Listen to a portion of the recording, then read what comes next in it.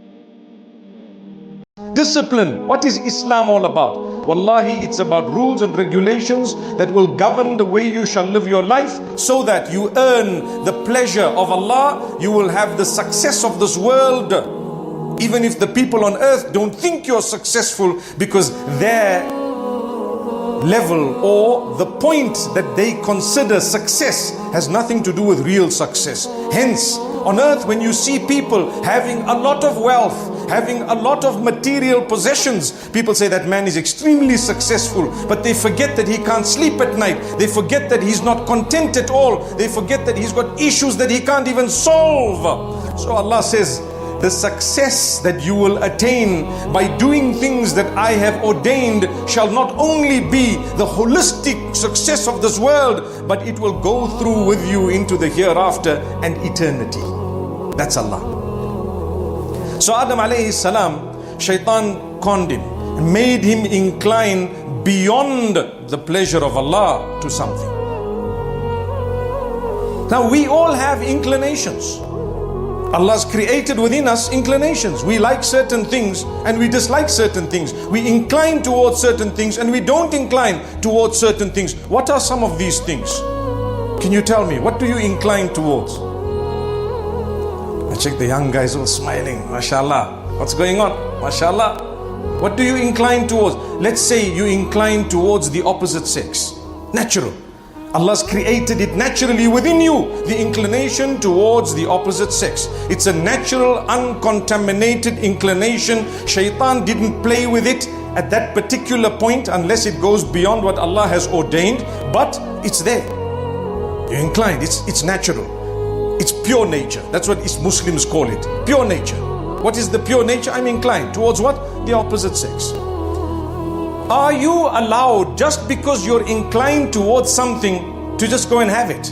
The answer is no. I'm inclined towards money. Can I just go and pinch and steal when I don't have it? No. I'm inclined towards nice things, a good smell and a perfume. If I can't afford that Narciso Rodriguez, then so what? I'll smell it when someone else puts it, and that's it. Or the oud, let's call it oud and misk rather than the Rodriguez and everything else. Piekada, as they say. Hey, yo. I think I've ripped that guy apart. Allah forgive. But to be honest with you, the point I'm raising is inclination itself does not mean you have to act upon it. That's the thing. Because from the very beginning, when Adam alayhi salam inclined because of the devil's contamination and his persistence, when the devil succeeded for a moment to lower the guard of Adam alayhi salam, what was his downfall? He acted upon an inclination beyond the pleasure of Allah. I don't care what you're inclined to, for as long as you do not act upon it, if it is displeasing to Allah, here is your success. There goes. You follow what we're saying? It's a very deep statement, and it's applicable until the end. Today, you have people telling you, I'm inclined to this, I'm inclined to this wall, I'm inclined to the tree, I'm inclined to a rabbit, whatever. You know what? You've got to make sure, what is your mind? Firstly, don't allow its contamination. Number one. Number two is, if you do have an inclination towards the opposite sex, for example, like I do, and I won't lie to you, and I'm sure you all are smiling here, which means you do, right? We're nodding our heads. MashaAllah, thank Allah. It's something that's good. But what are you going to do with that inclination?